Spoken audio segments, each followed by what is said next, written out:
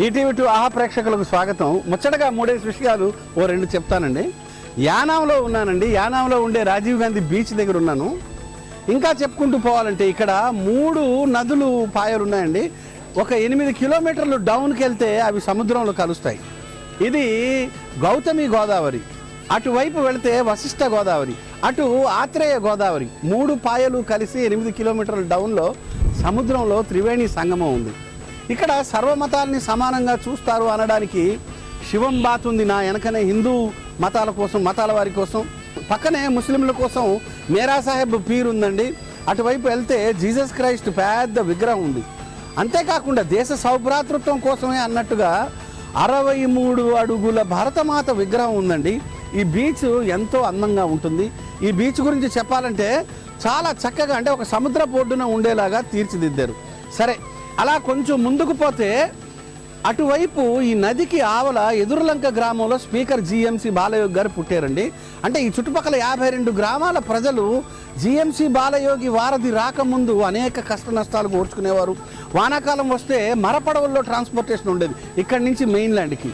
ఈ జిఎంసి బాలయోగి వారధిని నిర్మించారండి. ఇది 1.8 కిలోమీటర్స్ ఉంటుంది లెంత్. అప్రోచ్ రోడ్డు కలిపితే 3 కిలోమీటర్లు ఉంటుందన్నమాట. ఇంకా చెప్పాలంటే ఈ నదిలో మనకి ఆగస్టు సెప్టెంబర్ మాసాల్లో పులస చేప దొరుకుతుంది. పులస చాలా కాస్ట్లీ. ఒక 1.5 కిలో చేప 2000 రూపాయలు పలుకుతుంది.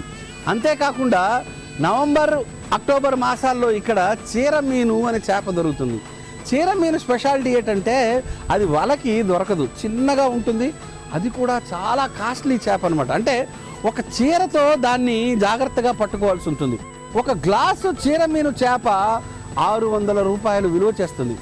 ఒక బిందె చీర మీను చేప 8000 రూపాయలు విలువ చేస్తుంది. ఇక్కడ నుంచి అలా కొంచెం ముందుకు పోతే మడా ఫారెస్ట్ ఉంటుంది, తర్వాత హోప్ ఐలాండ్ ఉంది, తర్వాత బ్రిటిష్ వారి కాలంలో నిర్మించిన లైట్ హౌస్ ఉంది. వీటన్నిటి కోసం ఇక్కడ పడవ ఏర్పాట్లు ఉన్నాయి. అంతేకాకుండా పుదుచ్చేరి ప్రభుత్వం ఇక్కడ పర్యాటకుల కోసం ఇంకా బోట్ రెస్టారెంట్ అని తర్వాత డెవలప్ చేయడానికి చాలా ప్రయత్నాలు చేస్తూ ఉంది. ఆల్రెడీ చాలా సౌకర్యాలు, చాలా వసతులు ఉన్నాయి. చాలా అందమైన ప్రదేశం యానాం. ఇక్కడ అర్జెంటుగా మనం కూడా వెళ్ళిపోయి ఏదోటి లాగించేయాలి. Please join me.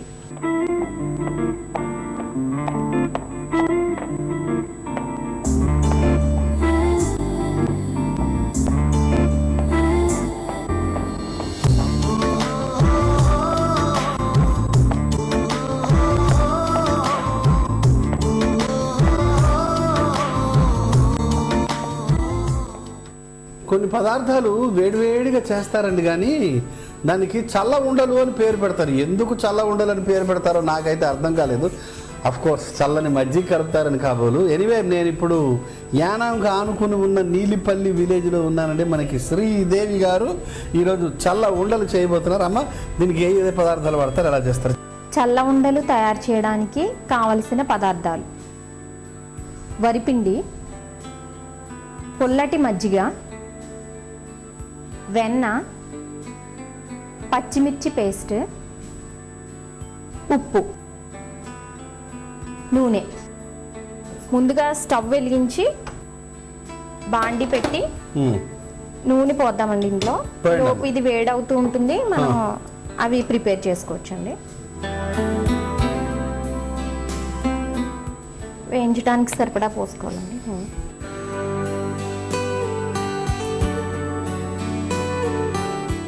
ఇది ఇప్పుడు మనం సిమ్లో పక్కన పెట్టుకుంటే ఆ లోపల పదార్థం తయారు చేద్దాం. నూనె వేడెక్కుతూ ఉంటుందండి. ఓకే, అదేంటమ్మా? వరిపిండా?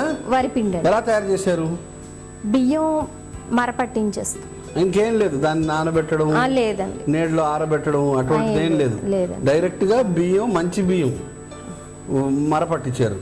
ఇంకేం కలుపుతారమ్మా? కలపండి. ఒకటి కొద్దిగా వెన్న వేయాలండి.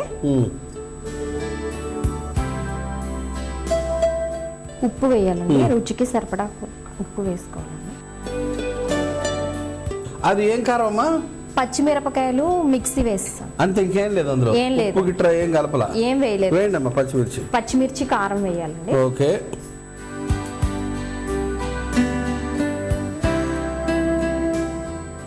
ఓకే, వరిపిండి తీసుకున్నామమ్మా. అందులో కాస్త ఉప్పు వేసాము, కాస్త వెన్న వేసాము, కాస్త పచ్చిమిర్చి ముద్ద వేసాము.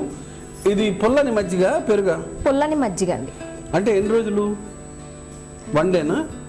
కొంచెం పుల్లగా ఉంటే సరిపోతుంది. ఒక్కరోజు వదిలేస్తే చాలు సరే. పులిసిపోవాలన్నమాట మెయిన్ అది. పుల్లటి మజ్జిగ. పుల్లగా ఉంటేనే రుచి వస్తుంది. అవునండి. ఓకే. ఇప్పుడు ఇవి బాగా కలుపుకోవాలండి. కలుపుకున్న తర్వాత ఆ పుల్లని మజ్జిగ వేస్తూ ఓకే ముద్ద అయ్యేలాగా కలపాలి.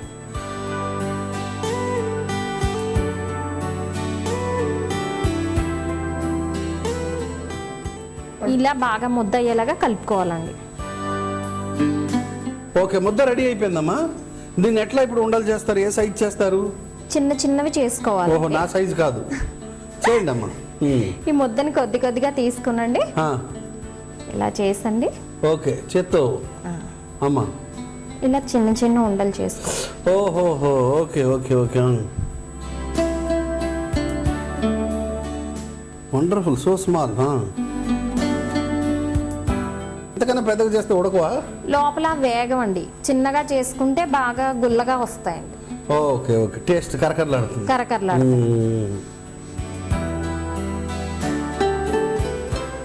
ఇది ఎన్ని రోజులు నిల్వ ఉంటుందమ్మా? వారం రోజులు 10 రోజులు ఉంటాయండి. వారం 10 రోజులు. ఓకే, అంటే పుల్లదనం ఆఫ్ మజ్జిగ బట్టి ఉంటుంది.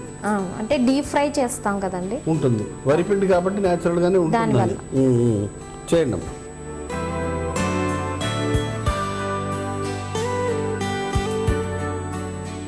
ఇప్పుడు ఇలా చేసి పెట్టుకుని చల్ల ఉండాలండి. నూనెలో డీప్ ఫ్రై చేసుకోవాలి. నూనెలో వేసండి వీటిని డీప్ ఫ్రై చేయాలి.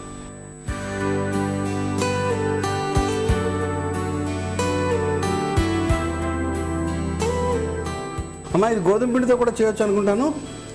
గోధుమ పిండితో అయితే అప్పడాల్లాగా చేయాలండి. చపాతీలాగా చేస్తా, అది వేరండి. ఇప్పుడు ఇవి వేగిపోయినాయండి. ప్లేట్లోకి తీసి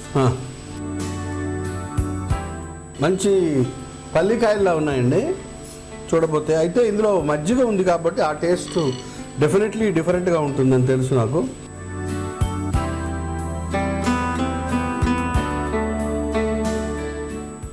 చల్ల ఉండలు అంటే ఇది స్నాక్ ఐటమ్. దీంతో పాటు ఏం కలిపి తినడానికి ఏమైనా ఉంటుందా? లేదండి, జంతికలు అది ఎలా తింటామో అలాగే అండి. డైరెక్ట్ గా దీనికి చట్నీ కలుపుకోవడానికి ఆల్రెడీ ఇందులో మజ్జిగ అనే పదార్థం ఉంది కాబట్టి ఇంకేమి కలపాల్సిన అవసరం లేదండి. డైరెక్ట్ గా తినేయడం. అంటే పిల్లలు స్కూల్ నుంచి రాగానే సరదాగా సాయంత్రం పూట కానీ లేదా మధ్యాహ్నం పిల్లలు స్కూల్లో తినడానికి ఇది ఇస్తారనమాట మీరు. అవునండి. ఓకే అమ్మా, రైట్ రైట్.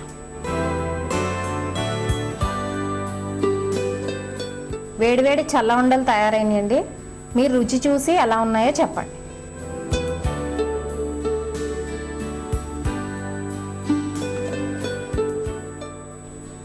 ఆహా,